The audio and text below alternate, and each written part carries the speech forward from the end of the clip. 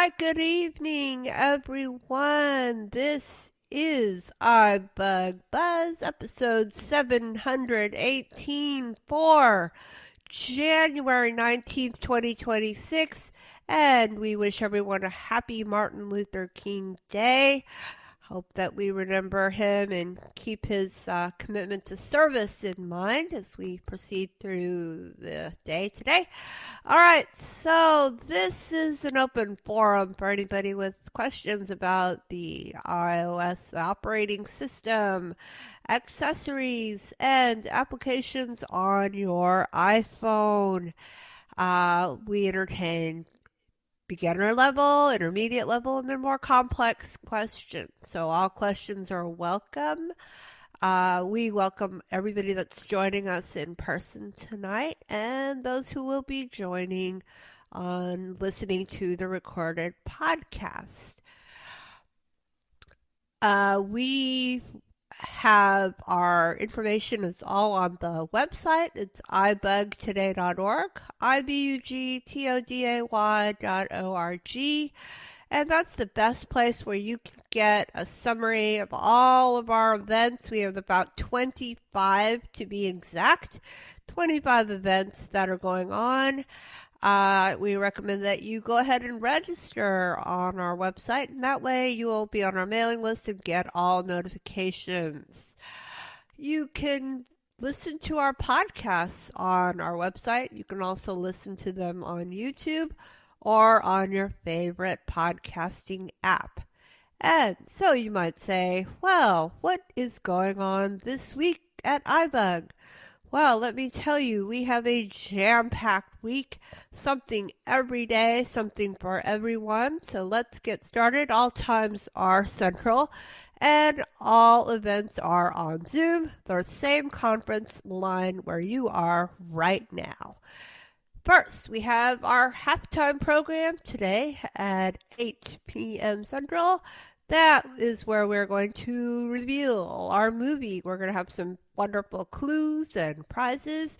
So come and try your hand at the clues at the halftime show. Then we have AfterBuzz, where we hang out and it's a totally social call. Get to know your fellow iBug peeps. Then that's after the call. Then tomorrow, Tuesday, from 5 to 6, we have Mac Buzz. All questions relating to your Mac. Should I get one? What do I do with the one I have? All those are perfect questions for that call. Then on Wednesday, Android Insight from 7 to 8:30. All questions relating to the Google platform, Android platform. You can ask all those A-Lady questions that we're not allowed to talk about on this call. So come there. All kinds of fun will happen. Then Thursday, it's iBug's Life, and the title is Clean Up on Aisle 8. So this is all about shopping. I know. Who comes up with this? I have no idea. But anyway, have fun. We're going to talk about how to shop independently and safely. Well, that's always good because we don't want to have a cleanup on aisle 8. All right, very good. So that is Thursday from 7 to 9. Then Friday, iBug Night at the virtual movies. We don't know what it is, but we'll find out around 8 o'clock, so come for that. Social time at 7. We have Name That Tune, Bad Jokes, and we get to know our fellow furry friends. Friends. And then after the audio described movie, then we'll have a discussion and then trivia. And wait, hold on. There's Saturday. We're not done. So something I told you every day, right? So Saturday is iBug Apple Workshop. And there, it's our special show and tell edition. We are going to be featuring keyboards and headphones and power banks and all kinds of cool things. So all of your friends here are putting forth their cool devices that Santa brought them, and we're going to talk about that. The whole call is devoted to that. One of my favorite shows of the year, the Show and Tell edition on Saturday from 2 to 4.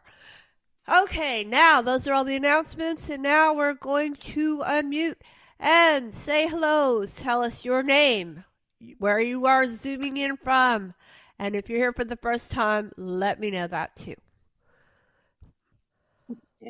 Yeah, I can unmute now. Okay, go ahead. Welcome, guys. Say hello. This is Dan from Southern California. Hey, Dan, welcome. Pete from Florida. Welcome, sir. Brad from Dallas. Brad. Susan from Houston. Hey, Ohio. Susan and Pat, welcome. Ed from Jody, New Hampshire. Georgetown, Ontario, Canada. Welcome, Ed and Jody. The other Jody from Canada. The other Jody from Canada. Welcome, Hi, Jody. Keep going. Randy, North Carolina. Randy, Robert, welcome. College Station. And did I hear who was with Randy? Paul? Paul? Is that Paul? Robert, College Station. Robert, College Station. Welcome. Robert, Chandler, Arizona. There you are, Robert from Arizona. Colin, Columbus. Oh, welcome. Cindy, Alaska. Hello, Cindy. Hi. Keep going. Who else you got? Deb from Kansas. Welcome. Arlene, North Carolina. Welcome, Miss Arlene. Thank you. Welcome, Julie. Who else? Cindy from Chicago. Hey, Cindy, welcome. Helene from Woodstock, New York, but just for tonight, I'm in Westchester. All right, Cindy. Helene from Westchester, welcome. Good. Brian from Ontario. Brian, welcome. Isaiah from Spring, Texas. Hey, Isaiah, welcome. Jim, South Carolina. Hello, Jim. Anybody else? Say hello, hello. All right. Okay, so we know how to play this game. We're going to go ahead and throughout the call, try to stay on mute unless you are speaking. Once you've asked a question or answered a question, kind of hold off and give other people a turn. We want to increase participation as much as possible. All right, who has the first question for tonight? Helene. Oh, okay, Helene, let's go. Welcome. Thank you. Facebook, if there are any people out there that use that app, I don't really use it much, but if I have something that showed up that I want to send to someone because I think it had worthwhile significance or something, can anyone teach me how to forward a Facebook display? All right, who wants to share a Facebook post? Anybody want to take that one? Some Facebook users? Pat, let's go. Sometimes they have a share button and you can share it to an individual or on your page.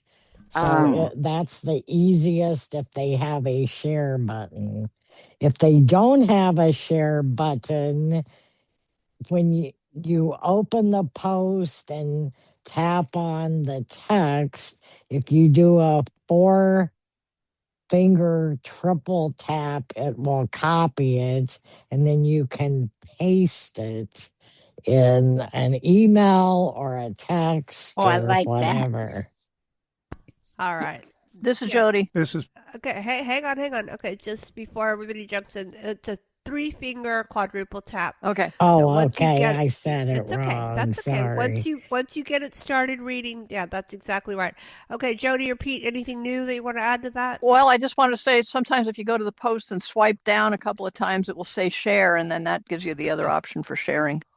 All right. Okay, Pete. that I want to reiterate what Jody just said, but also I think there's always a share option, and either you can if you're talking about a post, Helene, that you get on Facebook itself. Yes. Yeah, if you swipe up or down, you'll get several options. One of which is share, and if you double tap it, then you'll get a dialogue, and you flick twice down flick with the right to the right twice, and you'll get an option that tells you your audience. And generally, the default is already set at your news feed, which means it's a public sharing. So if you were, and then you flick down and you can type in your whatever you want to say with it. When you're sharing it, like you're forwarding it, you want to make some comments. And if you then tap on the next button, it'll say send now. But that audience will be public. That means it will go to everybody on Facebook that has access to your feed, which is all of your contacts and all of your friends on Facebook. So if you don't mind sharing it with all of your contacts and your friends, that's the way to do it. Just flick up or down until you get to share, do a single finger double tap, and it'll go from there. All right. Okay. Thank you. This is Lee. Good Thank job. you. Well, let's move on. Next question. Who's got a new question? This is Ed. Go, Ed.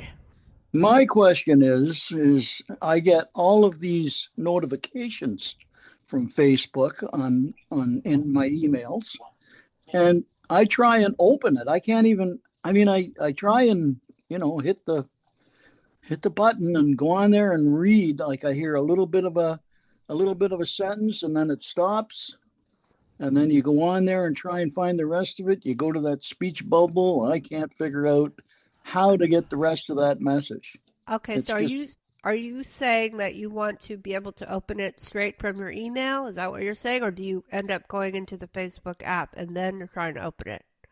Yeah, I go into the like when you tap on the notification, it'll say open Facebook, yes or no. So you hit yes, and it goes into the Facebook page, and I still can't figure out hang where on. you go to. Let's see if anybody can help. Anybody got any help from Ed? How to hear the whole post? Pete? Go. If no one else wants to jump in. One of your tabs at the bottom of your Facebook app, Ed, should be notifications. And that's a whole column of its own. And if it's not, you can go into your Facebook menu, which is the bottom right tab, and you can set up your tab appearance at the bottom of the app, one of which you want to be notifications. But the notifications is probably there by default, in which case you go to the top of the notifications column. It's a screen of its own. And you flick down, and it should list all of your notifications. It will expand the notification a little bit more than you saw it in your email, but then you double tap on it, and it will take you to a new screen, and that will give you the full notification with who it's from and anything else that you need to do with it. All right, good. All right. Okay, so I'm looking for tabs. Thank you. Thank you. Good job. Next, new question. Let's go.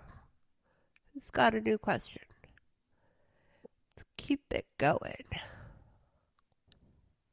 Sarah from Norman, Oklahoma. Yes, go ahead, Sarah. First of all, this is my first time to join the Buzz. So I was trying to do it from the Facebook post that you guys have on there every week, trying to get on the Zoom call. And I was just wondering, how do you guys do that with voiceover? Like I got on the iBUG cafe for the first time the other day, and their link is like, I guess it's like highlighted, like right next to but your link for the Buzz is not, voiceover doesn't see it as a highlighted link. It's like it's just, okay. Yeah. How do you do that? All right, well, real quick, in case you missed it, the link is the same. So if you put this link into your phone, or if you were able to get into the cafe, then that's the same link that you're gonna use the same link for all events. But okay. So that will make it easier. Our link is also available on our website. And anybody have, anybody trying to join from Facebook? Anybody have experience doing that? Anybody that using Facebook a link? Because this is Sarah. I even tried to change my rotor to links, and links did not show up. And I have links on my rotor. Okay. So, all right. Well, then we'll check that out unless anybody has anything different. But otherwise, like I said, go ahead and use the link either from the website or from any other email that we get. That link should work, and we'll figure out Facebook link should work. Should link to the call. All right. Thank you, Sarah. Sandra, this is Cindy. Yes, Cindy, go. Can I ask a question? Do you still have the link in your email? Yeah. So so Sarah, any link that you get from our emails, you can click on those and they'll take you right into the meeting too. Okay. Okay. Okay. This is Sarah. I was also going to ask. Hang on. One at a time. We'll come back to you in a minute. Okay. Okay. One question at a time. Okay. Let's go. Who else new got a question? Let's go. 1, 2. Give everybody a chance. This is Randy. Randy, let's go. Welcome. Last week there was a big discussion on messages and how long they're kept and everything. And I want to correct something that I said, which was that I thought that any messages that were received or sent when the message history might have been sent to forever should always stay that way. But from what I saw under the settings and messages, that when messages history is set to 30 days or a year, any previous messages will be permanently deleted. Ooh. That's supposed to that's supposed it's action, but from what I understand, people are deleting messages and they're still showing up. But I just wanted to correct what I said. Okay, appreciate it. Thank you. Thank you, Randy. And that's for text messages, right? Not audio. Just regular text messages. Okay. Yes, Randy, yes, correct. Okay, thanks. Okay, who else? New question. All yours. This is Dan. Go, Dan. Yeah, my question is about Instacart. Instacart, the app, Instacart has an update that they would like everybody to use to update, and I'm perfectly happy with Instacart. I want to make sure that I'm not going to break accessibility. So my question is, has anybody got the latest version of Instacart, and how's it working out? Okay. Anybody brave enough to get the latest update on Instacart? Anybody? Otherwise, we nominate Dan to be our trailblazer. Randy. Okay. Unless somebody else has an answer. Okay, yeah, I thought I heard somebody else. Who else? Yeah, let them answer first. Hang on. I thought I heard somebody. Okay, go, Randy. It's you. Yeah, I have my updates automatically, and recently I use Instacart all the time. And now when I'm in my shopping basket and I have something, there are two things I don't like. Number one is I can't flick left, like go upward from the list. And also items in my basket, it will not show the quantity of the items that are in my basket. And a number of them, I have more than one. It should say 1 or 2 or 3, but it doesn't say. The only thing it does show is it has the calculated price for how many items I have, but I want to see the quantity. And I'm not seeing that on this latest update. So. Oh, not good. What's in your basket, Randy? Bought anything good? Oh, let's see. Anything you can tell us on TV? Do See? Can't tell. You got me. Oh, I like. Yeah. Okay, let me get back to you on that one. Come back later. Okay, so Dan, maybe not. There might be some bugs. Anybody else using Instacart?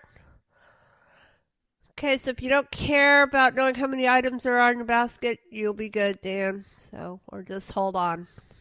All right. Okay, Randy. thanks. Oh, Randy, he's going to tell us what was in his basket. It's not how many items are in the basket. It's how many items of each item in the basket. Of each item. Okay, items of an item. How many are of the item are in the basket? Okay. Yeah.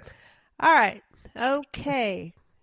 Inquiring minds want to know what's in Randy's basket. Okay, let's go. Thank you. Who's next? Who's got a new question? It's Betty. Yeah, go ahead, Betty.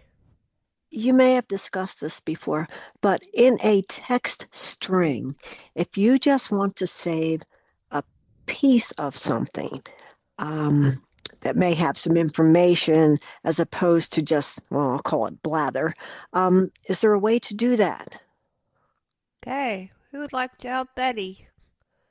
Saving a piece of something. Anybody? It's Deb. Go, Deb. So you could use the text selection in that thread. Are you familiar with that? No. Deb again.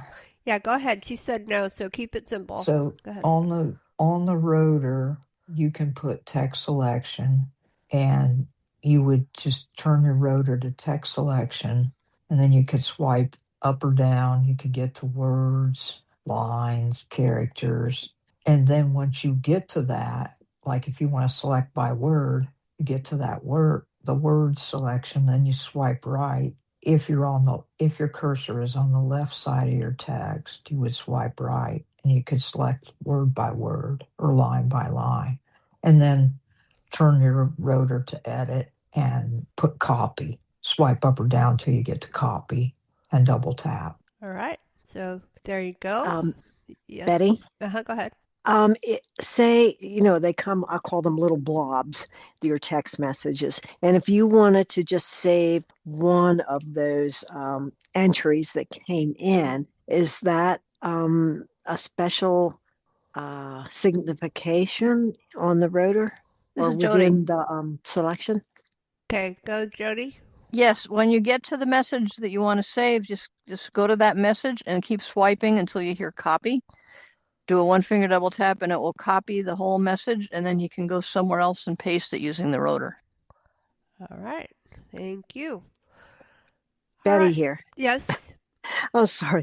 So you copy it, and yes. then you need to have somewhere where you're going to access it to open it up from the copy paste thing. This is Jody. Go, Jody. Yeah, wherever you want to put it. I mean, if you want to put it in a note or if you want to put it in an email, you can copy the whole text message. And then once you go to where you want to paste it, then you go to your rotor, go to edit and swipe until you hear paste, and then tap paste, and it will it will copy it, or it will paste the whole message that you just copied wherever you want to put it. Very good.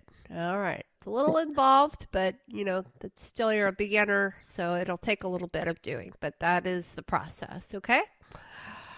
Okay. Good deal. That is okay. Thank you, guys. Okay, let's go. New question. Who has a new problem? And we have done a couple of demos of that whole process, so that is a very recurring question that we get here. Sarah. Go, Sarah. When you're on a call like this, or if you're on a phone call and you have your phone, whichever the case, on speakerphone, sometimes my voiceover is loud enough that I can hear her over the other person, and sometimes it's really quiet. And I've noticed that, like when I'm trying to operate on this Zoom call right now, I kind of have to wait until no one's talking to really hear voiceover that well. How do you turn that volume up? All right. Good, Sarah. Great question. Okay. Who would like to take that one? How to make voiceover louder in relation to whatever else is going on your phone. Who'd like to take that one? I know there are lots of people that know the answer to that. So nobody's going to tell Sarah? This is Jody, but I've answered a lot of questions already. Yeah, so I know. Let's give somebody else a turn. Okay, that's good. That's fine. This is Cindy. Go, Cindy. Let's go. Okay, will it work? Will it work with the rotor? Increase the volume for voiceover, and also the volume on the side of the phone, or the two ways to increase volume. All right. Yeah, that's good. Good answer. But the question is how to make it louder in relation to the increasing the volume of voiceover. So yes, that is one way of increasing the volume. But this is Dan. Go, Dan. Go for it. You can also turn on audio ducking in the settings, and that way it would automatically quiet the other Zoom voice and increase the voiceover voice. All right, Dan, good job. Okay. This is Cindy. Where's audio ducting Okay, listed? hang on, Cindy, slow down. Okay, so Dan, do you have an idea of where audio ducking might be? That would be in accessibility, in voiceover accessibility in that screen. All right. Thank you. Okay. Anybody else want to add anything about audio ducking? Robert, you can add audio ducking to your rotor, and you can turn it on and off that way if you want to do that. Okay, good point. All right. This is Ed. Go Ed. Yeah, I'm not sure if I heard this right. Earlier today on another meeting, somebody said something about holding down the up volume button and swiping up, and that increases your talkback. Is that right? Well, Anybody else can verify that? Talkback is for Android, but maybe you mean VoiceOver also. Or VoiceOver. I'm sorry, VoiceOver. Okay. Yeah. All right. Can't talk about that other one, Ed. Okay. Yeah. Anybody want to confirm or deny that? What are you doing on other calls, Ed? I don't remember allowing that, but it's okay. Trying to look for questions that I can ask. Okay. Anybody have help? This is Brad. Brad, go. Yeah, it's been my experience. You guys are talking about audio ducking. Audio ducking, in my experience, causes more problems than it solves, especially on a Zoom call, because your voiceover, you'll pick up little things, and voiceover is just going to lower the volume of the Zoom call, and you're going to have a lot of trouble with it. I avoid that like a hot potato. I think your best bet is having volume in your rotor, because that's going to allow you to adjust the volume of voiceover speech relative to the system volume, which means you can make voiceover a little bit louder or a little bit quieter, whatever you need to do. I also find that using some kind of Bluetooth headset when you're on a Zoom call will make voiceover easier to hear. And again, you're going to want to use the volume in the rotor to adjust the volume of voiceover speech relative to the system volume. And I think that'll help you out a lot better than messing with audio ducking. All right. There you go. You got some answers there, Sarah. Good luck. Okay. Very much. All right. Let's go. New question. Who's got one? New question. Anybody have a new question? Rosetta Stone. Yes, ma'am. Go ahead. I tried to send a message today, and my phone said, can't send message because your mailbox is full. So we emptied the mailboxes, and still, as I try to send messages from Outlook, it still says that it can't send messages because my mailbox is full. Okay, and this is an email. Okay. Yes, email. And are you using the native Mail app or what? Yes? Let me see. What am I using? I'm using Outlook. Oh, you're using Outlook. Okay. Yes. Any Outlook users on here? Anybody? Okay. Okay, don't think we have any Outlook users, Rosetta, so we may have to put that on hold or try to come back. Thank you. Yeah, Thank you, sorry. Sandhya. Yeah, That's okay. This is Jody. Yeah, Jody. I was going to say I don't use Outlook, but it really helps to go to your trash folder and delete it, delete everything in there, and your junk folder, and then clean out your inbox too, so that you don't have as much data in your account. Okay, so you're saying regardless of what mail app you're using, it would be a good practice, okay? All right, let's go. Thank you. Next question. Who's up for a new question? Lots of good stuff out there. Who'd like to go? Sarah.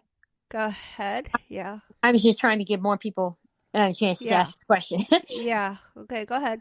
I am a huge fan of Braille screen input. I mean, I use it a lot when I'm typing. But is there any way, I do not know how using Braille screen input that you can put in email addresses and things like that. I haven't figured out, because like I can hit like the .4 spot and VoiceOver says @ but when I get out of Braille screen input and look at what I typed, it doesn't look right. Like, Okay. do email addresses. All right. Anybody know how to do email addresses with Braille screen input? I know one of our big Braille screen input persons is. It's Robert. Go, Robert. If I may ask you, Sarah, are you using UEB Braille or uncontracted Braille, or what kind of Braille are you typing? I'm using United States contracted Braille, just US. Okay, I will have to punt this to somebody else. I use UEB, and I don't remember how it works in US Braille, but in UEB, if you just type the .4 quickly followed by a .1, that will put the @ sign in your email message, but I'm not sure about US Braille.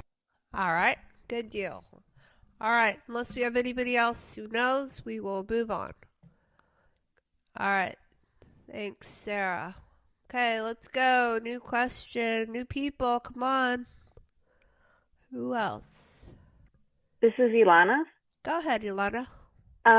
So I'm using the Apple Mail app, and when I'm in my main inbox, if I'm on a message I haven't even opened it yet, but I can hear, who the message is from, and then I can swipe up and I immediately have the option to delete.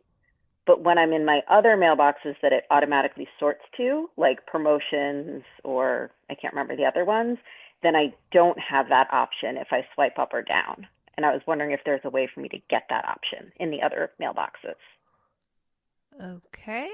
Anybody have any help for Alana there?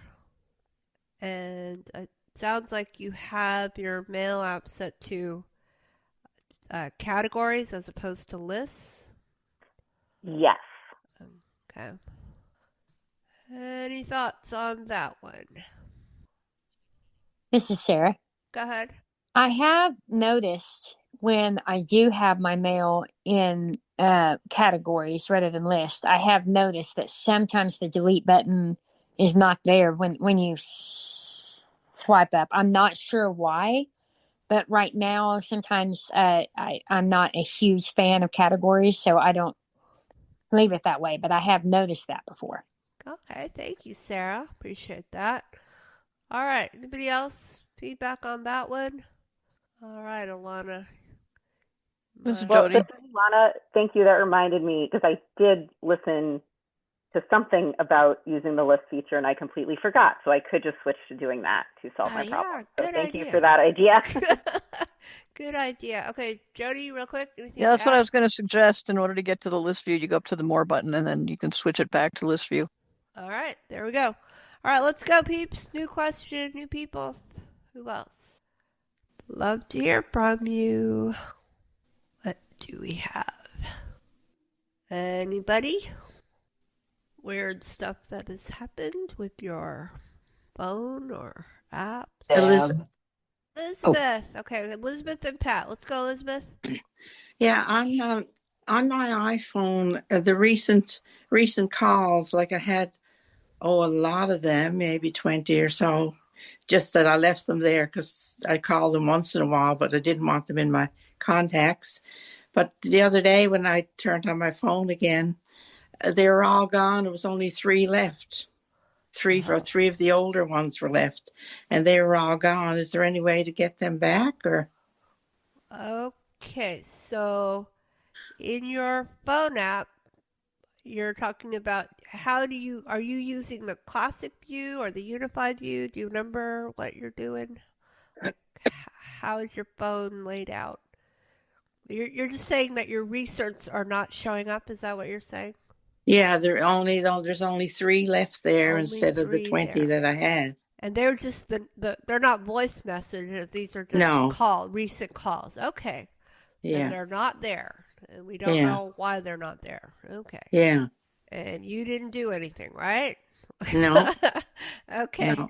All right. Anybody know what happened to Elizabeth's recent calls?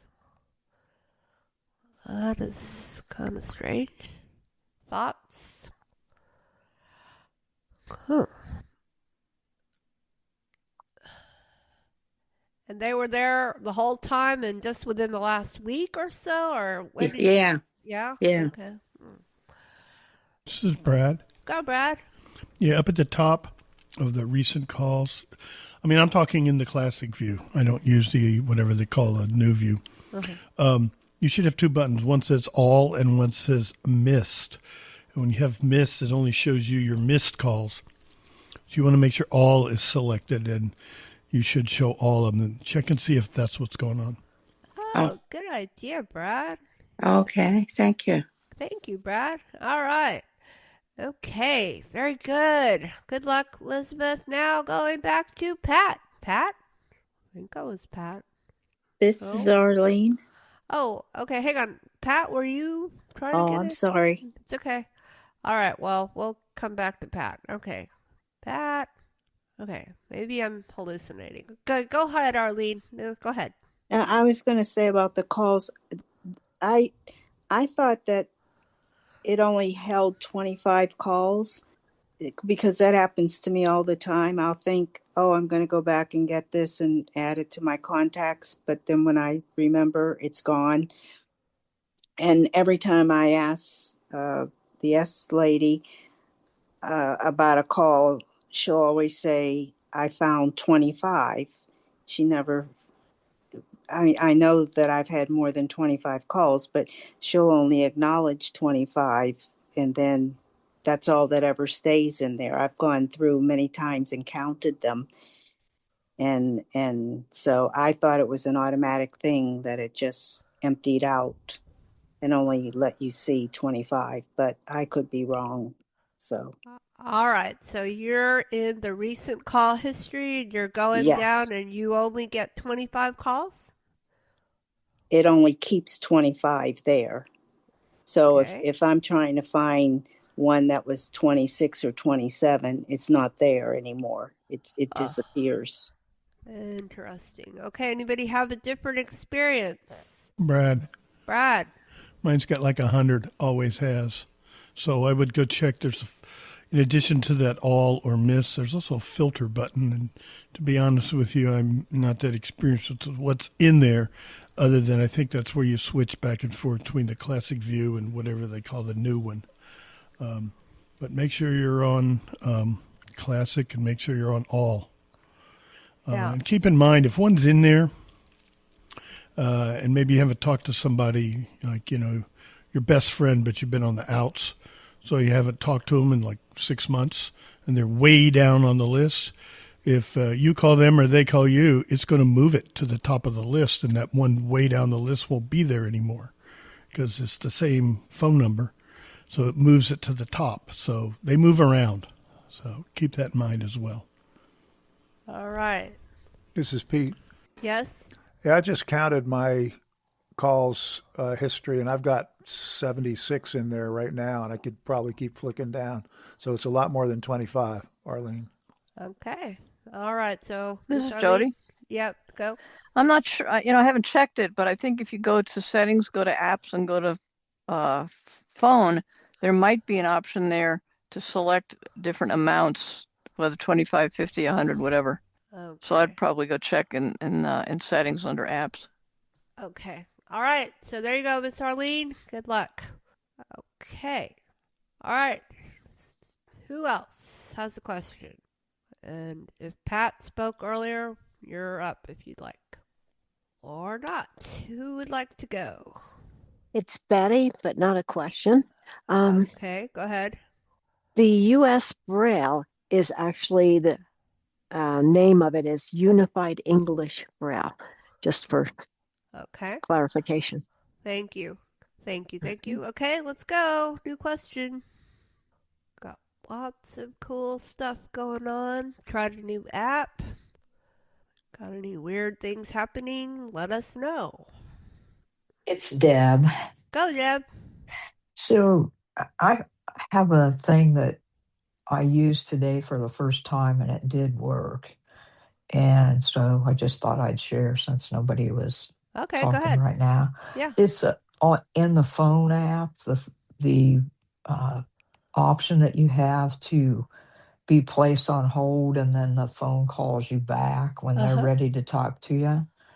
I used that for the first time today when I heard there was 19 people ahead of me, and it worked just fine.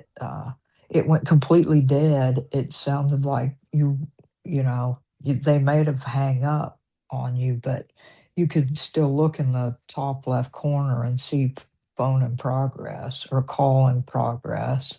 So I knew that the call was still on, but then my screen locked, and when it was time, when they were finally ready to talk to me, my phone rang just like it would anyway, and I could just answer the phone. So that worked. I've never used that before. Cool. So just thought I'd share. No, that's really important. I tried to, so it rang. So all you had to do is pick up the phone. That's right. Yeah. Oh, that's how it works. Which I thought you had to... was interesting. I didn't know for sure how it worked either. Very but good. Oh. And all you have to do to access that is you hit when you're on that dial screen or whatever, you hide the keypad and then tap the more button, and that option's right there for you to hold until they're ready or whatever. Hold until they're ready. Okay. Yeah. So wonderful. Let's see. Okay. That's it. Good job, Deb. Thank you. Mm-hmm. This is Sarah. Go, Sarah. So, Deb, did you say you could lock your phone? Or because I wondered about that before. I didn't want to run my battery down. All right, Deb, you didn't lock it, it just locked automatically, or? This is Deb. Yes. So it sat there for just a little bit, but then it locked. So yeah, you could lock it. That is so cool. Okay, thanks. All right, very good. Thank you, Deb. Anybody else do anything cool with their phone? Or have a question? Or we can go to our friend Jody. Jody in Canada, do you want to ask your question that you asked earlier? I'll have to put him on the spot, but... All right. Until then, who would like to go?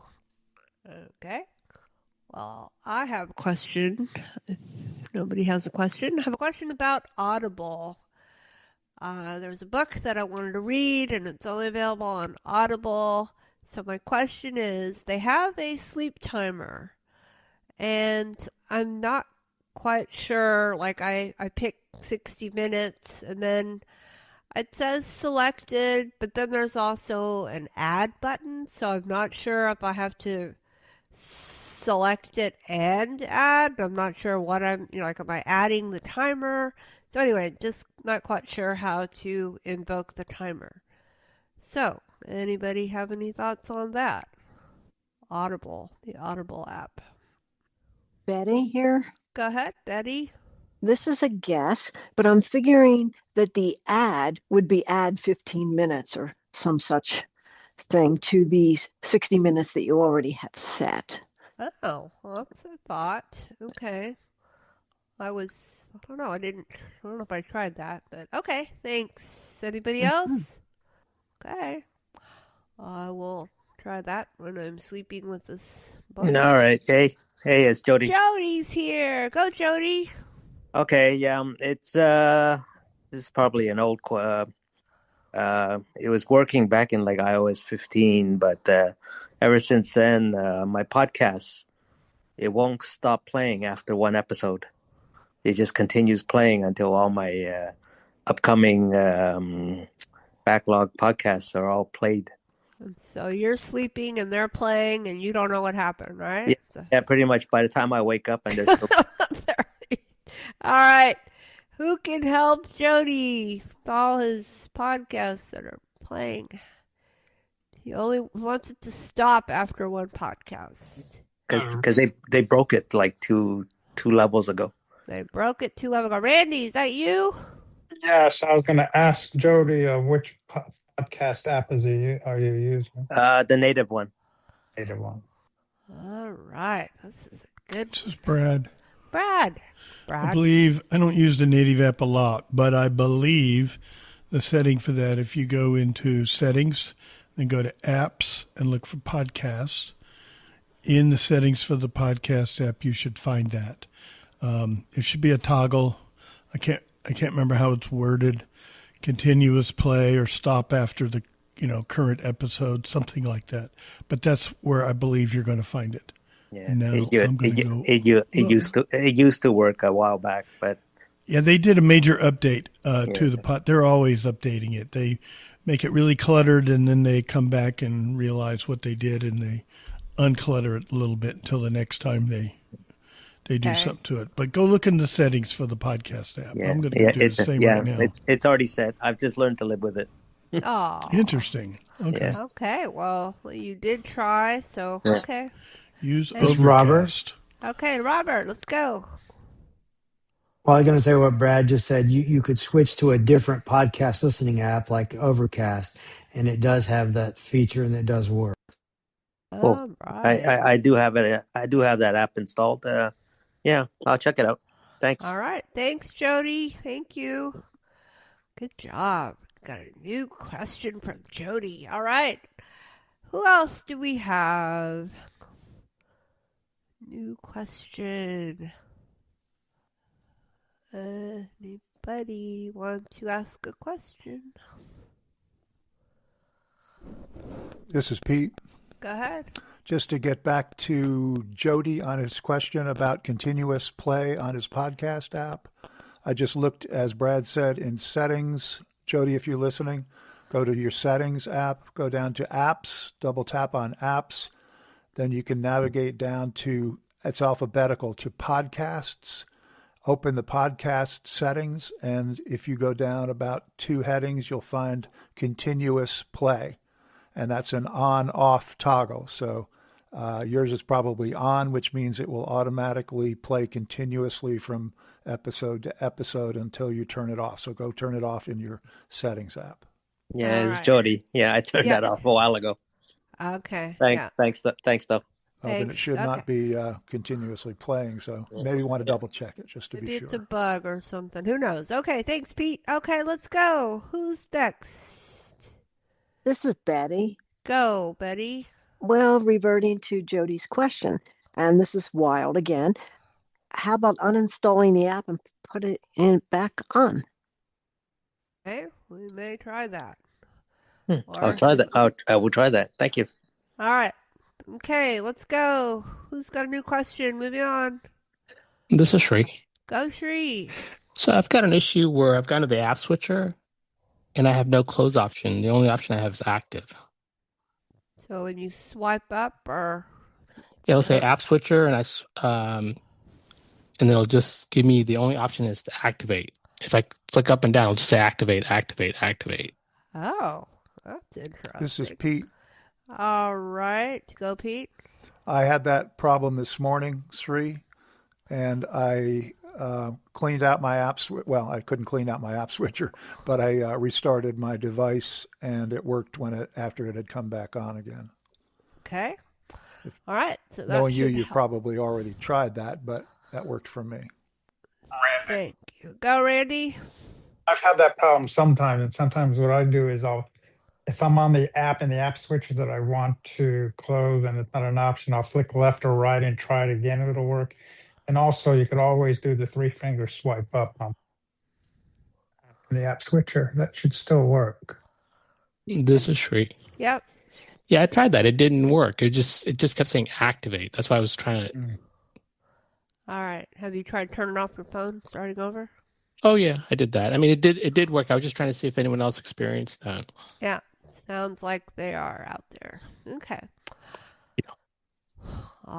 See, it's good. Even if you are not having these problems, it's good to know. And so when it does happen, we're prepared. So that's kind of what we do here. Okay, who's got a new question? So, this is Alana. Alana, so I think someone had a question before, and was it about the Audible app? Yes, that was me.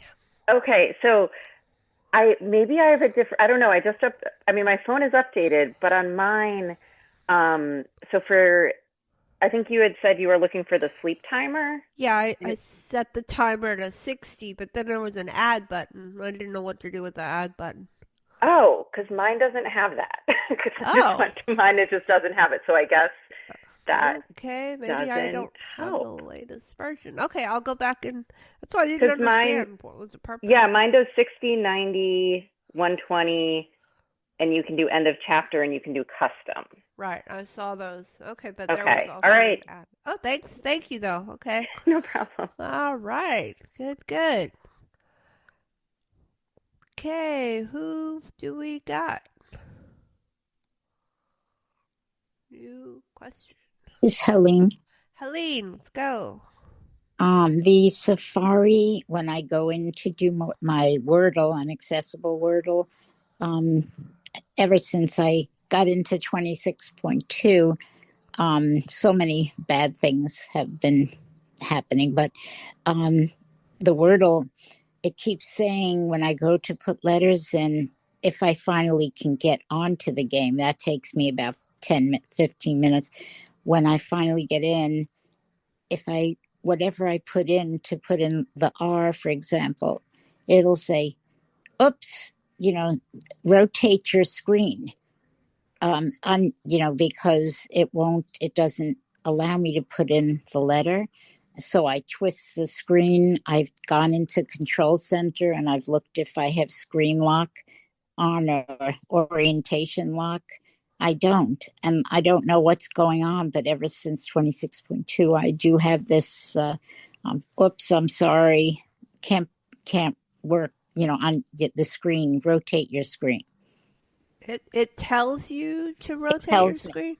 Yes, it's saying that even though I'm holding it in portrait, it'll be saying it can't fit the letters. And I'm saying put in R, put in E, and then before I can, it takes me a long time to put a word in. And you said that you looked and your screen lock is on or off? Off. It's off. Okay. And all right. Anybody have any suggestions for Helene? What do you think we should do? This is Jody. Go ahead, Jody. Doesn't New York Times have an app now where you can play Wordle without having to go through Safari? Okay, I don't know. This is Helene. Go ahead. I have no idea because I've done it from a few years ago, like 2 or 3 years ago. So I don't really know if somebody can tell me an easier way to get to the accessible Wordle. Randy. Right. Okay, Randy, go. Yeah, I have the New York Times app and I play Wordle every day. That's how I get, and it works fine with VoiceOver. All right, so maybe that'll help. But any other thoughts about the screen lock issue? I mean, Randy. This is John. John. Yeah, so two things to note about the screen. So if the screen is, the orientation is unlocked, you'll know when it's in the different positions because VoiceOver will actually tell you depending on the orientation. So if you hold it up like a mirror, it'll say like portrait mode. If you lay it down flat, it'll say landscape mode. One thing that she could try is whatever it says in the control center, she could tap it into the opposite mode, restart her phone and see if that fixes it. And like she can switch it back, because I find that sometimes with settings you kind of have to change the setting and then restart your phone for it to kind of fix itself. All right. Okay. Randy. Okay, Randy, then we're moving on. I just have one more tip. So if you're going to download the app from the App Store, you want to search for NYT Games. That's how you search for it, NYT Games. NYT Games. All right. Thank you. Very good. Let's move along. Let's go. It's got a new question. Got lots of fun things you need to try out. NYT Games. This is Sarah. Go ahead. I don't know how many of you guys remember from a few years ago, several years ago, when iOS, the email uh, notification would make a sound. And then I don't know if any of you had that for a while there where it didn't make a sound. And, I don't know. I think that was a bug there for a little bit, but I think they changed it now where, uh, you know, uh, so I got my email notifications to start making sound again by playing with it. But I wanted to keep it like it used to be several years ago. I liked it that way where, because a lot of the emails that I get, I don't have to look at right that second. They're just junk, or but there are things I need. So used to, when I would get my emails, my phone would just make a sound and it would not wake up or anything. It would just like make a sound and remind me, hey, check your email. So I got my email to do that recently by turning on the making sure the notifications or alert sound was turned on, and I deselected show on lock screen and show with banners, because all I really want is the sound, just to like tell me, Yeah. Check your email. The problem is I can't get my Apple Watch to make the sound. If I'm wearing my Apple Watch, there's no email sound. It notifies me of everything else but email. All right. And did it used to have a sound? No, it did not, because it's never had a sound. Watch. I had not figured out yet how to turn the sound back on my phone for email. So I've done this recently. I have an Apple Watch 8 that I've had, for 3 years or whatever. So okay. So the question is, are you going to be able to get sound on your Apple Watch? Apple Watch, and I have it on near my iPhone. So I thought that. Okay, hang on. Let's see. Anybody have any thoughts for Sarah? How to get sound notifications on her iPhone, on her Apple Watch? Anybody? Really? Yeah. And 901. Oh. All right. 801. All right, let's go. Sorry, I got so carried away here. All right, thanks. Okay, so we want to say hello to anybody who joined us late. Say hello, who you are, where you are from, and if you're here for the first time. Angelo in Ottawa. Welcome, Angelo. Desi in Franklin, Tennessee. Hey, Desi. Shree from Virginia. Shree. Vincent in New Jersey. Vincent, welcome. Mary in Pennsylvania. Hello, Mary. Hello. Mary Allison, Pennsylvania. Mary Alice. It's Alana. Alana, welcome. Gary, welcome. Annie from Iowa. Hey, Annie, welcome. Thank you. This is Dee from bottom of Illinois. Hey, Dee. Who else? Anybody else want to say hello? Gloria from Houston. Hello, Miss Gloria. Elizabeth from Newfoundland, Canada. Elizabeth, welcome. John, BC, Canada. John, welcome. Christina, Colorado. Christina, welcome. Thank you. Dale from Cleveland. Hey, Dale, welcome. Thank you. All right, got some pretty cool people on this call. Okay, anybody else? All right. Thank you. I didn't say you were a cool person. All right, so let's go. We are going to now find out what our movie is for Friday. And with those absolutely insane, we call them insane? Well, crazy? No. Anyway, those clues that define description from the, well, I hope it's the iBUG guy. iBUG guy, are you out there? To the song they're playing on the radio.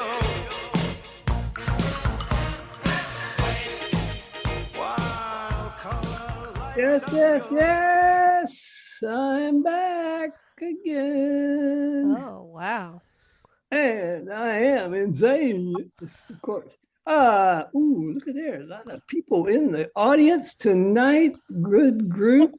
You guys look fabulous. And yes, as Miss Sandhya said, we are going to find out what the movie is. But first, something. Oh, this maybe apply to mainly like our over 55, over 60 group of people here. And I'm just guessing that's probably most of you anyway. Hey. Which as I don't know, some of you guys maybe, you ever walk into a room and can't remember why you're there? Or you're trying to remember your neighbor's name or the street that passes right beside your house. Never. Okay. You mean like today's call? Yeah. Anyway, so there are some foods, sometimes they call them brain foods, that help with that a little bit. For example, walnuts, eggs, blueberries, and dark chocolate. Anybody have any idea, out of those four, which one is considered the most powerful? I think it's the walnut. I say blueberry. All right, I got one walnut, one blueberry. I like to Blueberry. think it's dark chocolate. That's what I like to think wanted that too. I think it's blueberry I also. wanted it to be that one I too. think it's Okay, well, blueberries. I've heard of several blueberries. Yes, blueberry Blueberries, is the winner. They're good for your eyes too. It does. It does. Nothing. Didn't do anything for mine. It's extremely rich in a certain class of flavonoids that improve the communication between the brain cells. There's been strong evidence for better memory, faster learning, and cognitive and slower cognitive aging. Studies have shown. And also, NASA gives lots of blueberries to its astronauts because when we get stressed or in high stress situations, that can also impact your cognitive abilities, and this will help with that too. So there you go, fun fact of the night. Now let's get on to Michael.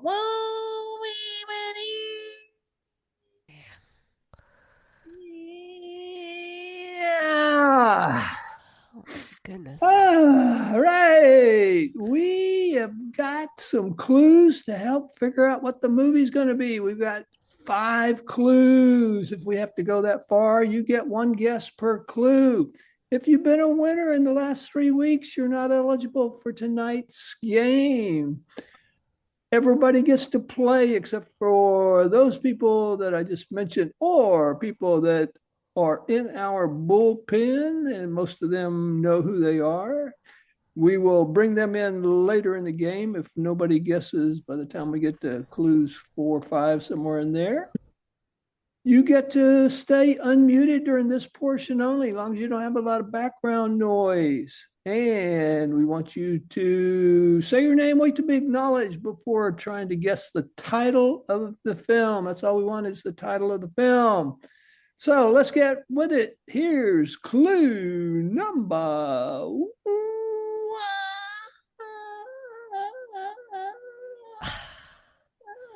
What are you, yodeling? Is that you? Our film this week Too many blueberries. Our film this week takes place in Eastern Europe during the early 1940s. What could be happening then?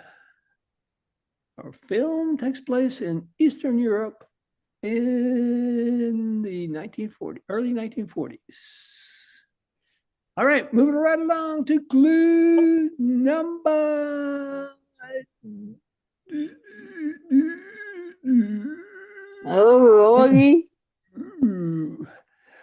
One of the characters writes in their journal, quote, courage is collected one step at a time. Courage is collected one step at a time. This is Desi. Desi, go ahead. Diary of Anne Frank.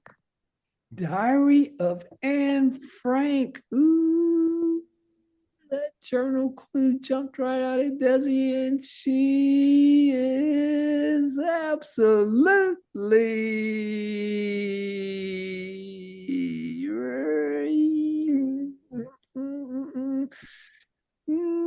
not this time, Desi. Good try. Oh, Oh well. Oh, I thought she won it. And by the way, that quote or that that quote that she wrote in her journal summarizes the theme of the film. Courage is collected one step at a time. All right, moving right along. Another character. Ooh, actually, the protagonist carries a dented silver compass. Okay, let me try to start that out. Wait, this is clue number three. Clue number three. This is clue number 3. Okay. The protagonist carries a dented silver compass from battle to battle for good luck.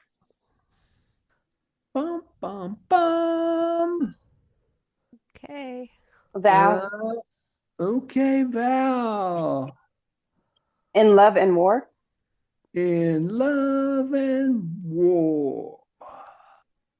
Love and War. Love and War. Oh my goodness. Val is the unlucky one. You should be carrying that silver compass. Good try. Anybody else?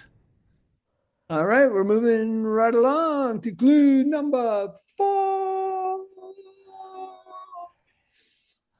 We see a squad recover and repair a damaged, I don't know what the heck this is, a damaged M3 half-track mid-film to escape from an ambush. We see a squad recover and repair a damaged M3 half-track. I think that's like some kind of military vehicle. Mid-film to escape an ambush. Oh. This is Mary. Go ahead. All's quiet on the Western Front. Oh. Ooh. So good.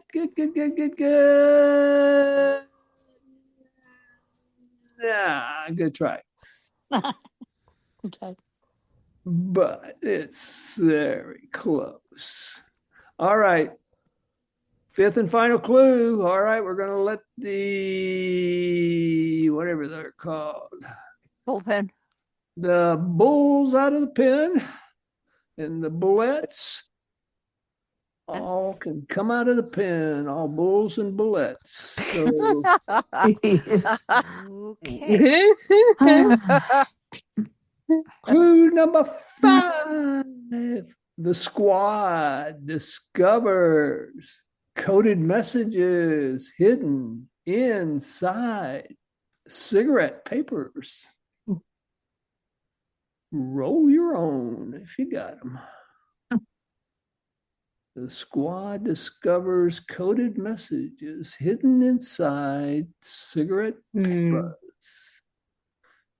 Okay, well, looks like we probably have stumped the audience This is tonight. Shrey. And Shree comes in right at the last minute. Wonder Woman. Oh. Wonder Woman? Didn't it take place in the 1940s? Yeah. Yeah, I'm wondering about you, sweetie. Let's try.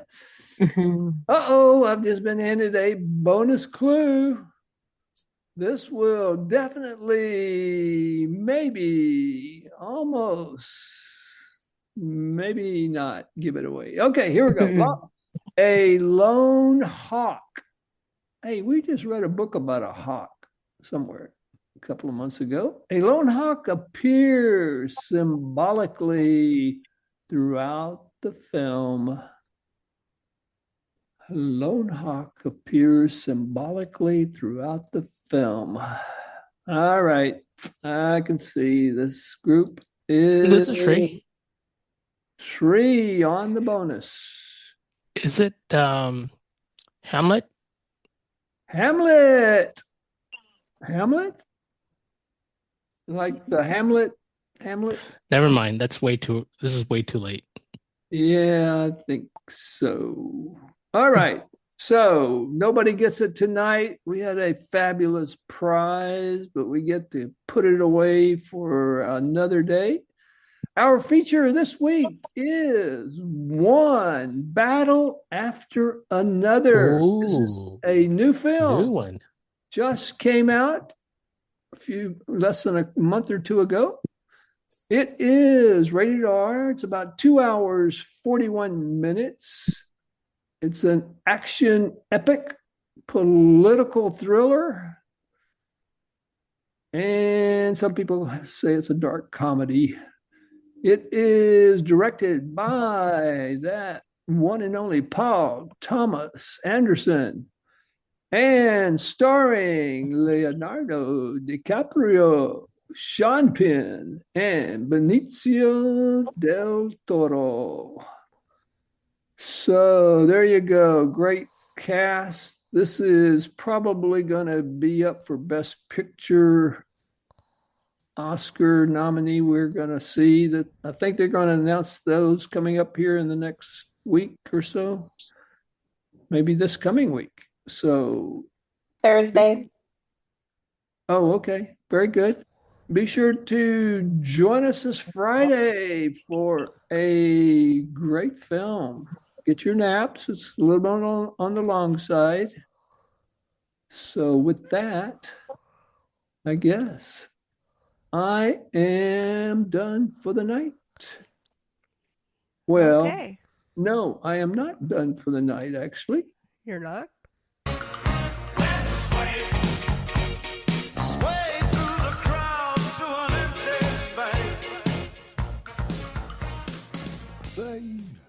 All right, back at you for hosting the second half of iBUG Buzz. And again, thanks everybody for joining us. Actually, we've got the regular iBUG Bytes segment. And Sandhya is going to be presenting something on, tell us, Sandhya. I'm not sure. All right, then roll the demo. Tonight we're going to be reviewing the process for listening to your voicemail on the speaker of the iPhone. So we've all been in this scenario where you're reviewing your messages, you're holding your phone in your hand, and then you hit the play button, and then you can't hear the message. You have to hold it up to your ear, and you don't want to hold it up to your ear. You want to just hear it on your speaker. So how can you do that? That's what we're going to talk about tonight. So first, we need to go into our phone app. Dock, phone, 15 new items. Double tap. Phone, edit, button. And there are 5 tabs on the bottom. We're going to double tap on the 5th tab, which is voicemail. Tab bar, voicemail, tab, 5 of 5. Okay, now I'm in my list of voicemail. Voicemail, back button. So I'm at the voicemail at the very top, swipe right. Home, button. So that's the person that called me. Call, button. So I can call them back. I'm swiping right again. Mobile, January 18th, 2026 at 9:33 p.m. Swipe right. Jan 0. Adjustable. 34. So 034, I think that's the length of the message. Keep swiping right. Share, button. You can share it. Button. Rewind to beginning, button. Rewind to beginning. I'm still swiping right with one finger. To play, button. I can play it. Then swipe to the right again. Speaker, switch button, off. So that's a toggle. So I'm going to double tap it. I'm going to double tap there, and now it's going to... Speaker, switch button, on. All right, so now we have it on, and now I'm going to swipe back to the left. Now that's going to route the message to my speaker on my phone. Play, button. Double tap. Pause.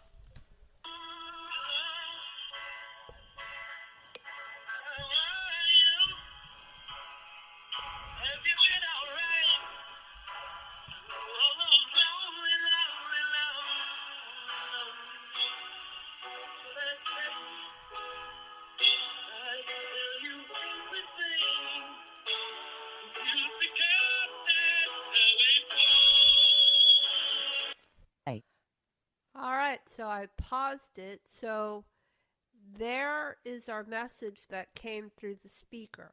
So what if I wanted to go back to the,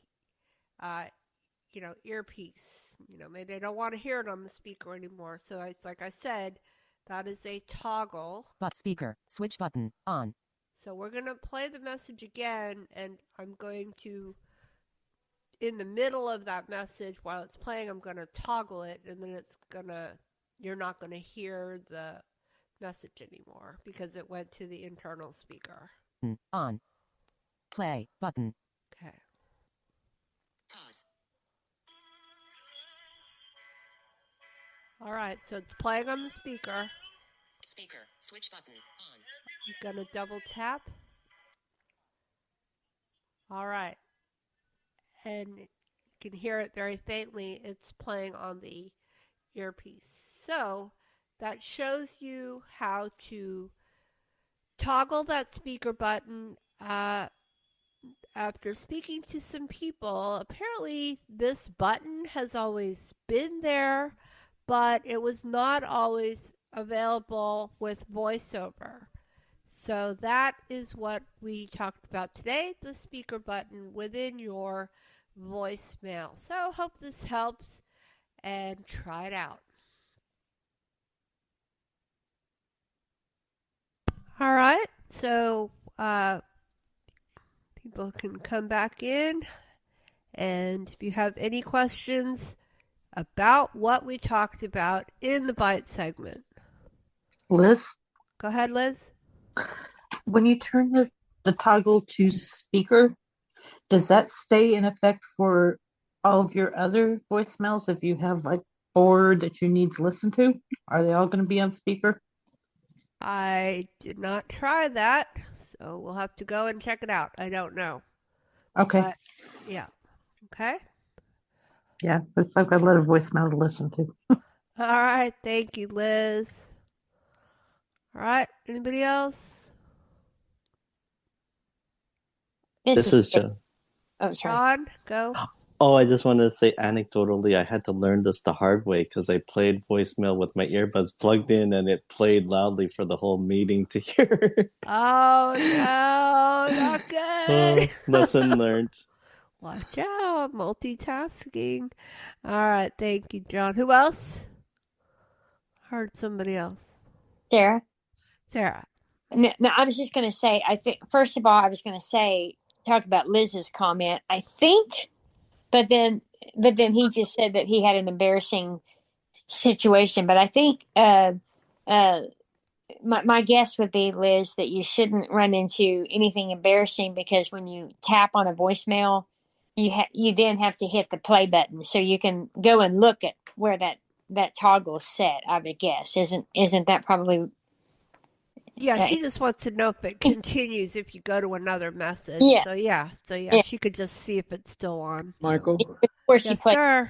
Mr. McCulloch? Yeah, that toggle does stay set on. If you set speaker on, it'll stay on until you've turn it off again. So yeah, if you go to another message and press play, then it'll be on speaker. Thank you. He is my reliable authority that said this button was always there. So thank you very much. Anybody else? This is Mary Alice. Go ahead, Mary Alice. I just wanted to say thank you. It was a very good demonstration. I always have problems with the voicemail, so thank you. All right. And Mary Alice, did you get the humor in the music sample? I did. I love that song, and I used it too many times with people. All right. Good Yes. job, Mary Alice. Thank Yes. you. All right. Who else? Who's that? Who did I hear? Okay. Anybody else? So yes, that guy in ELO is leaving a message, and we left a message, so it was quite funny. Well, at least I thought so. And Mary Alice thought so. Okay, who else? Anybody else? Questions about the Byte segment? Okay. All right. This is Randy. Yes, sir. I just want to make a comment. I mean, for years, I always wished that was an option because you start to play a message and you couldn't hear it. So I always got used to wearing earbuds or some other headphones and would default to those. But now that you pointed it out, that if I'm not wearing anything, I can thank you. Thank you very much. Oh, was this actually useful, Randy? Yes, I didn't know they actually finally fixed that. All So you right. pointed it out. Thank you. Thank you. I'm glad to be of help. You hear that, Mr. McCulloch? He said it was useful. So. She gets a gold star for today. All right. Anybody else? She proves valuable at times, I guess. Thanks. All right. Well, it sounds like there are no more questions. All right. Handing it back to you, sir. All right. What an awesome demo. Yes. That's a very nice little feature that's been there for the sighted people, and finally VoiceOver will play with it too now properly. All right, very good. And I think actually if you start playing a message, you can go ahead and hit the speaker button, and then what happens, you'll get a pop-up menu then where you can select the speaker if you want to do that way. But it's just to capture the whole message, it's probably better to go ahead and hit the speaker button first, then go back to play. All right, I think we are ready to go on and have some more great questions. Who would like to take This is Jody with a comment. Yeah, Jody. I just want to say that we were talking about the New York Times game app, and I think Chris did a demo of that in one of our workshops or cafes. So I just thought I'd mention that because she did a nice demo. Yeah, I think you're right. Somebody did that. All right, very good. Who would like to take the next question? This is Sarah. Go ahead. Well, hang on just a second, Sarah. We're going to try to give some people that hadn't had a chance to ask a question yet, and then we'll come back to you, okay? Okay. This is Brenda. Right. Brenda, welcome. Thank you. I I was just wondering, has anybody used the safe charger? I was thinking about ordering one. A safe charger. Okay. It helps reduce the radiation emissions or whatever. Okay. I'm not real sure what that is, but we'll see if anybody else knows. This is Shree. Yeah, go ahead, Shree. So are you talking about the charging option where you can do safe charging for supporting the environment? I think so. It just reduces the radiation. Yeah, I think I'm not sure about the rate.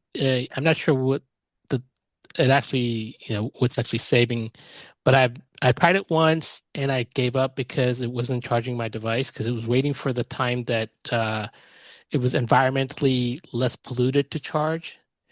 And so I turned it off. But if that's something important to you, like you're conscious about the environment, then you can definitely leave it on. Okay. All right, very good. Thank you, Shree. Brenda?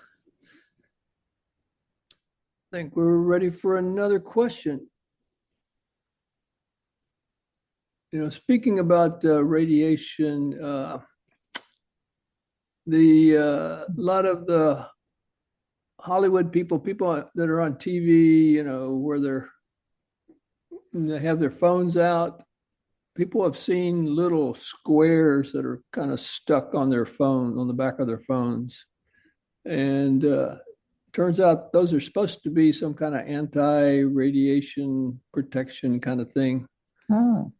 And they're fairly cheap. I mean, by I think 10 of them for $5 or something like that. And you can stick them on really any of your electronic devices because pretty much everything electronically puts out some kind of radiation. So you can put it on your phones, your iPads, your computers, your TVs, all that kind of thing. I don't know. I haven't seen any studies that show if those really work or not, but This is Jody. Came to my mind whenever we mentioned radiation. Yeah, Jody. I personally kind of put that in the category of tinfoil hats, but that's just my personal opinion. I think that your phone produces radio signals. That's how it works. So if you were to block all your radio signals coming out of your phone, it wouldn't work.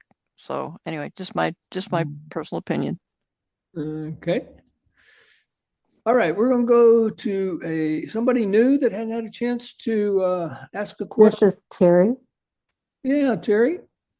I'm homeless now. I have a question, but I'm homeless now. I just want you all to know I'm talking to you from my 17 Pro. Oh, okay. So I probably could have a couple of questions, but I can't remember I'm doing really well in less than 24 hours with the with voiceover on and the finger gestures, and you hear the three pops. And I remember the second and the third one. The second is the that gets you to your home screen, and the third one turns on your app switcher. But I can't remember what the first one, the very first one at the bottom when you slide your finger up, you had the lowest pitch of the three pops. I can't remember what that one is. And where do you go in your, I suppose it's in settings and in the voiceover parts I know where the tutorial is, but when I first turned on the phones before I started setting them up, there was this little thing that came up with voiceover that told me about the half a dozen new or newer gestures when you don't have a home button. And there's got to be a way to revisit that, if you want to review those. But I don't know where to find that. And I'm wondering, so those two things. This is Sean. Yeah, go ahead, John. I actually just tried it while Terry Ann was talking, and for me anyway, the first one didn't do anything. But of course, as she said, the second is to take you home. The third is app switcher. The neat thing is that I'm able to slide my finger up, and for each one I hear, like if I hold my finger on it, VoiceOver will say what it is, like lift for this. But the neat thing was I was able to slide my finger up and down, and it would it would tell me where, as long as I kept my finger on the screen, it would let me like alternate between cycle among the three. The first one, it didn't announce, VoiceOver didn't announce anything. So I'm wondering if it's just an audible feedback to let you know that you're doing it correctly. Okay. This is Desi. Sounds reasonable. Okay, Desi.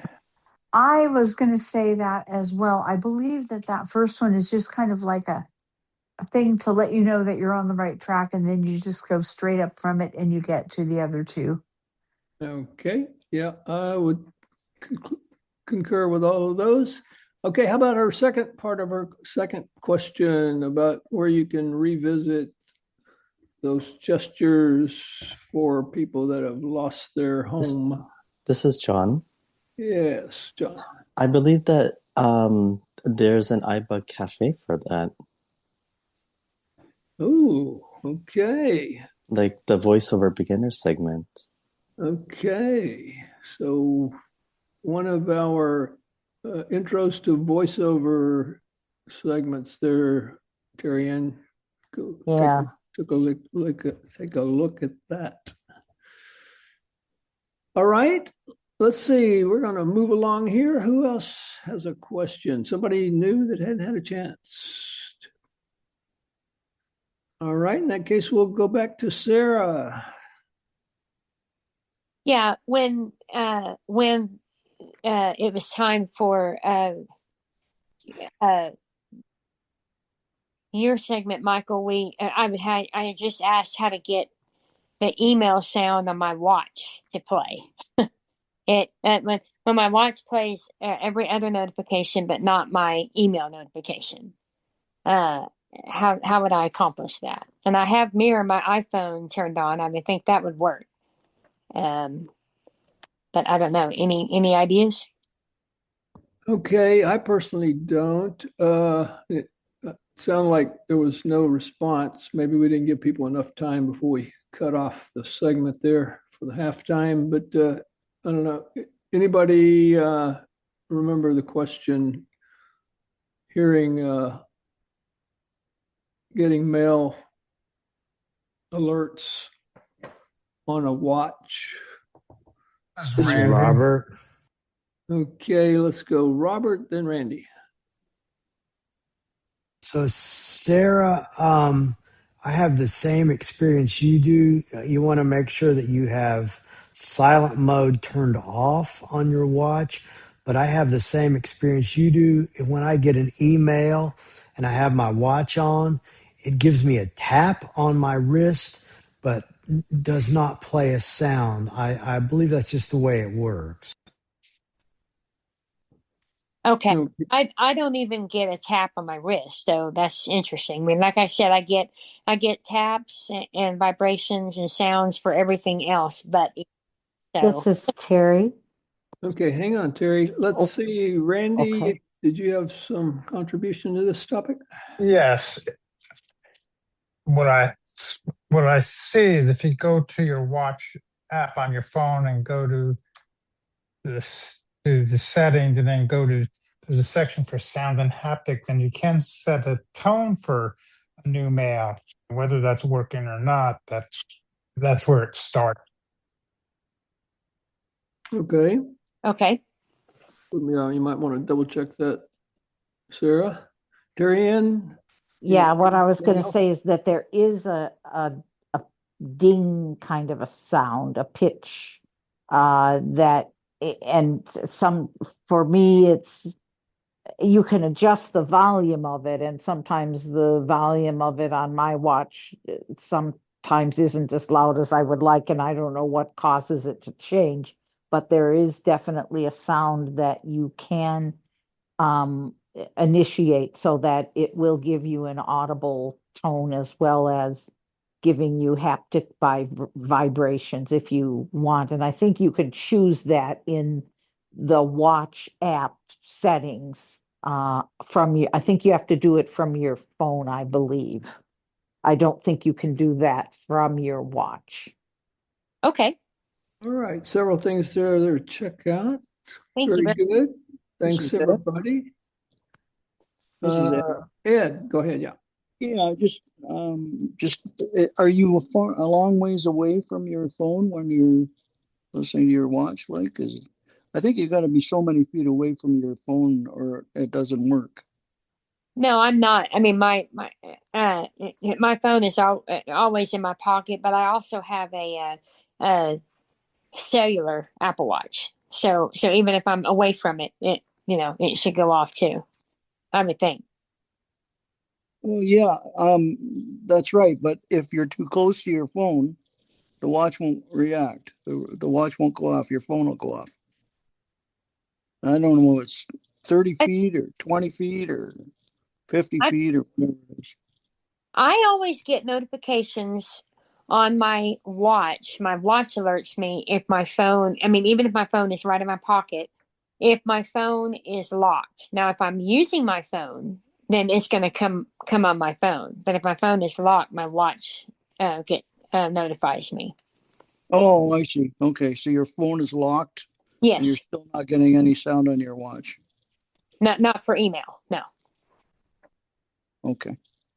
All right, very good. Yeah, check those things out, Sarah, and hopefully that'll solve the problem. Sound like some people are getting notifications sounds for their mail. All right, ready to move on. Who else has a question? Cindy from Chicago.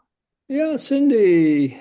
So is there a way where when you are on a phone call on your iPhone and you are in a noisy place and you're trying to, for example, talk to your to the cab company to get a cab and they hear all this background noise, is there a way to block that out? You getting background noise from what, people talking around you or? Yes. Oh, that's easy. You just go, hey, shut up back there. No. All right, let's see. Is there anything on the phone that will help block out background noise? This is Jody. Yeah, Jody. You can go to your control center and then tap on microphone, and you have a couple options. One of them is noise canceling. Thank you, Jody. Good. I like Michael's solution. I know. All right. Very good. Noise cancellation. Yeah, and it does a pretty good job. And let's see, where we at? I think we're ready for a new question. Pat, Yeah, go ahead, Pat. I just wanted to go back to Terry's question. There is an app called Tips. So if you wanted to go back to some of the tips they sent you already, if you open the Tips app, it would give you that heading for what is new. So I just wanted to tell you that. Oh, tips. I forgot about the tips. Actually, I thought that was to calculate tips for a restaurant or something, but okay. Very good. So that'll help you out, Terry, so you can revisit what you saw already. Yeah, good old tips. I think you can set that up to like send you a tip every day or two, something like that, right? Yeah, I think so. You like those kind of things. All right, very good. We are ready for another question. Gary. Gary. Whenever I double tap the side button to confirm something, it throws me into Apple Pay. And how do I get it not to do that? 'Cause it's hard to get out of Apple Pay without locking and re-unlocking the phone. All right, the tricky double tap to authorize something. I know somebody out there knows this one. Used to not do it, but now it's been doing it last few times I've tried to do that. So I'm not sure what setting I need to change or, whatever. This is John. Oh, go ahead, Sri. All right, we'll go with Sri this time. Yeah. So I'm not exactly sure if you can disable the side clicking 2 times for the payment, but you can go to the home screen to get out of it. You don't have to you don't have to lock your phone. Oh, it wouldn't take me out of it when I went to home. That was interesting. But I was just trying to figure out if I want to confirm something, how can I confirm it? Because it won't confirm it. It'll just throw me into Apple Pay. This is Sri. Yeah, Sri. I think by default, if you do press the side button when you're not receiving an incoming call, I think it does look for the Apple Pay, even though you're not making a payment. Yeah. Well, see, I was doing something on a site or something, and it said press the side button twice to confirm. So when I did that, it threw me into Apple Pay.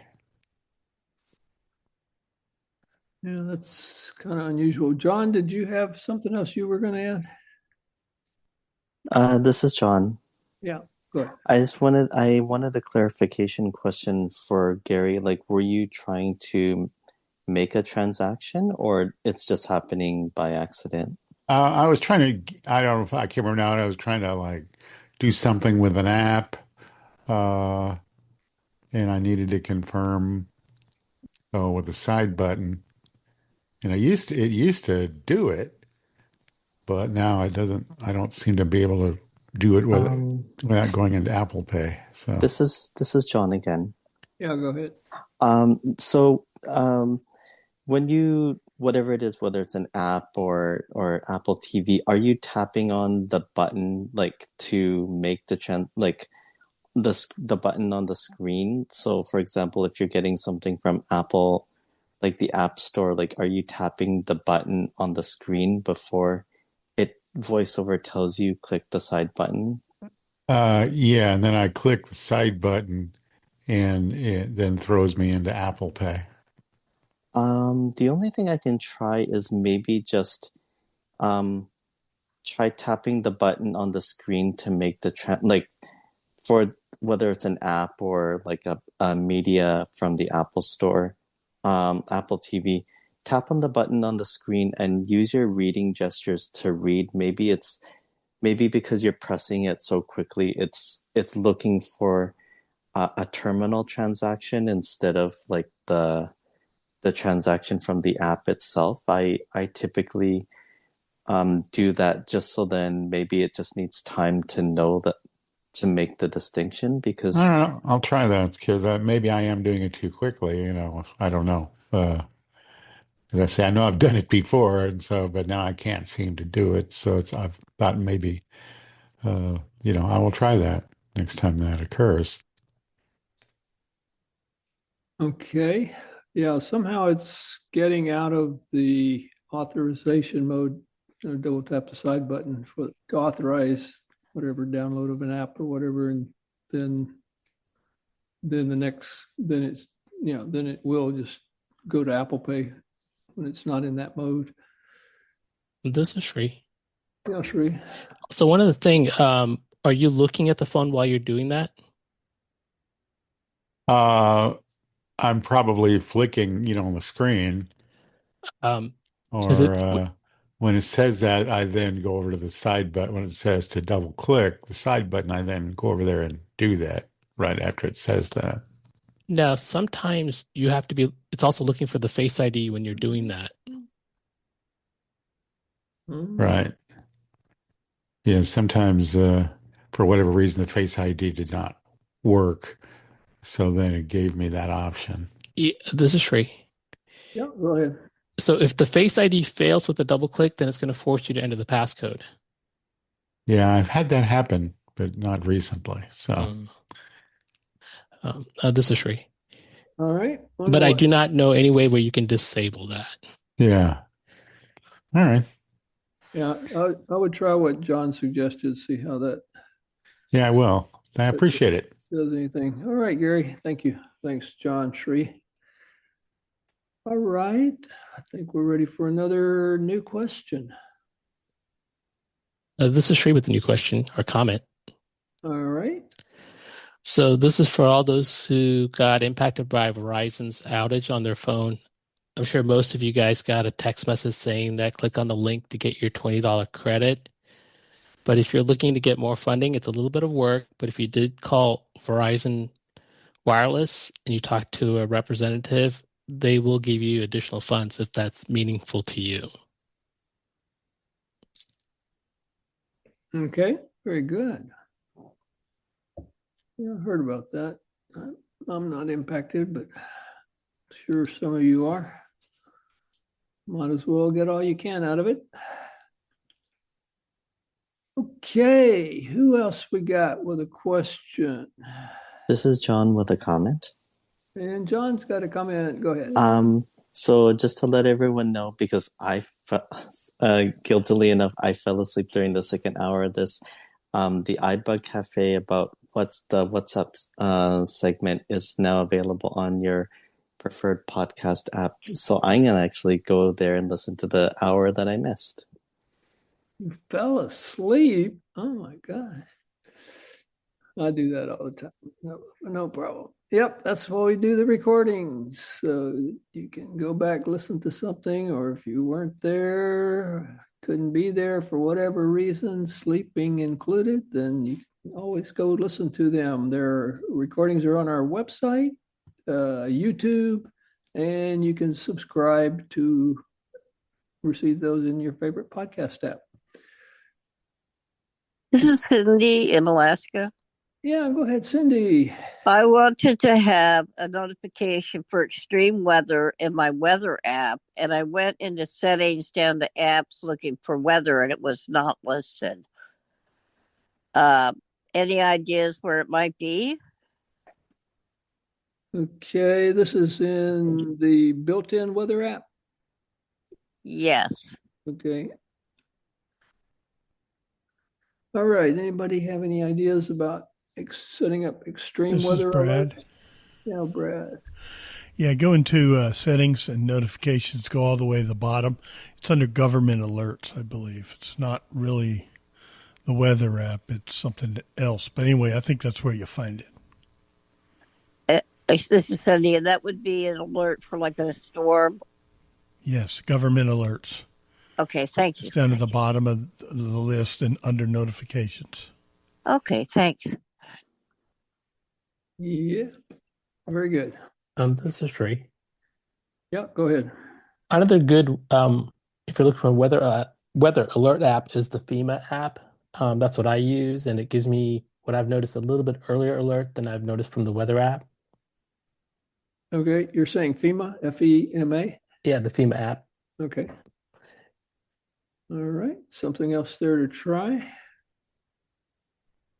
Pat.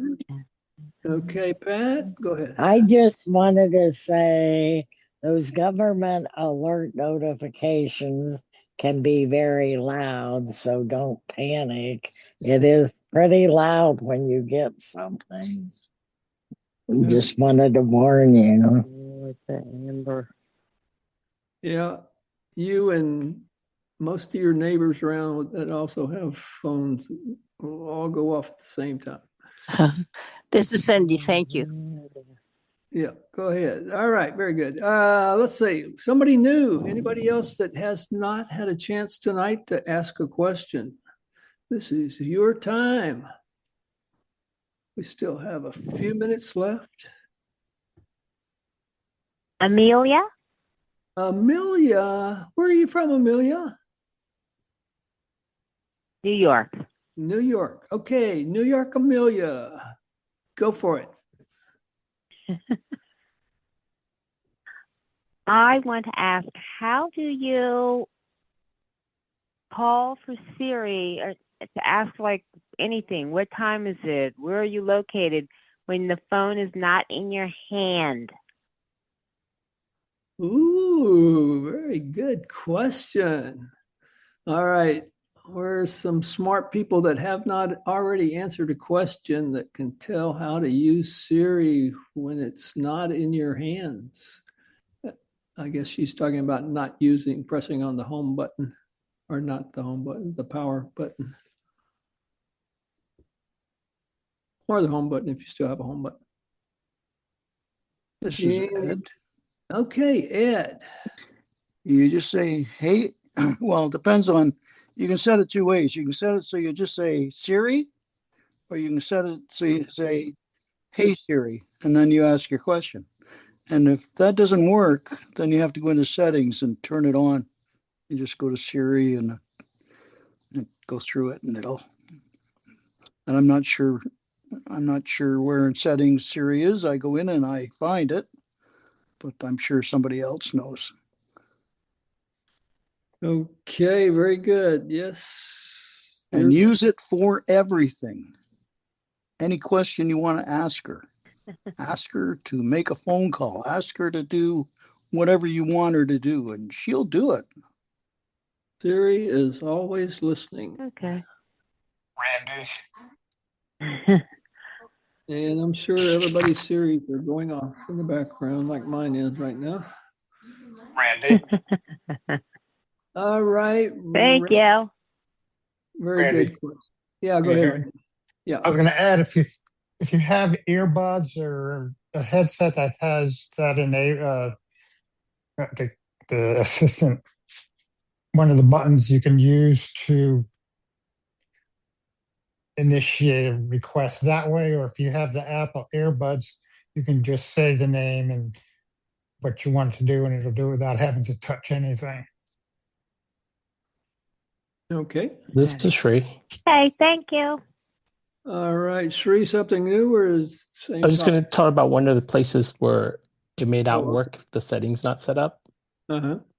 If you go to settings, accessibility Siri, there's an option to turn on if the phone is facing down or the screen is facing a flat surface. You have to disable that too. Otherwise, if the phone is facing down, when you use the wake word, it won't work. Oh, yeah. That's a nuance. That's related to the ringer, right? They implemented that face down thing. There's one Siri setting just for not Siri listening. Okay. All right. So, yeah, something else there to look for. New York Amelia. Okay. We've got a couple of minutes, and I'm going to ask a question related to the phone. And, how a number of different apps have these badges, and it'll tell you how many notifications you have, phone included. But once I go into the phone app itself, say it says I have 5 notifications.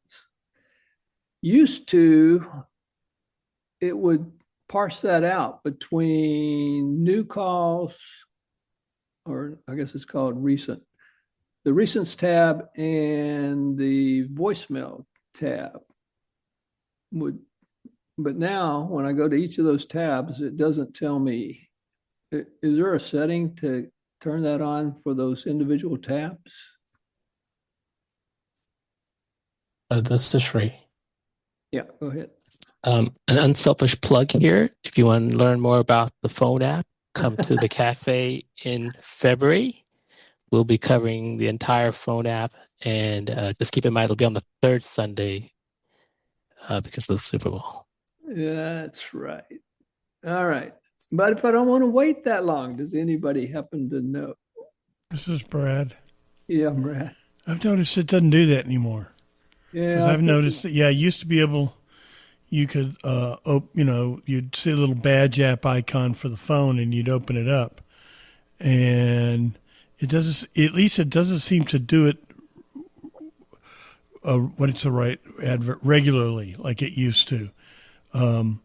Sometimes I put my finger on recent and it'll say there's one, or voicemail, and it'll say something, but it seems to be hit or miss now, and I don't know why.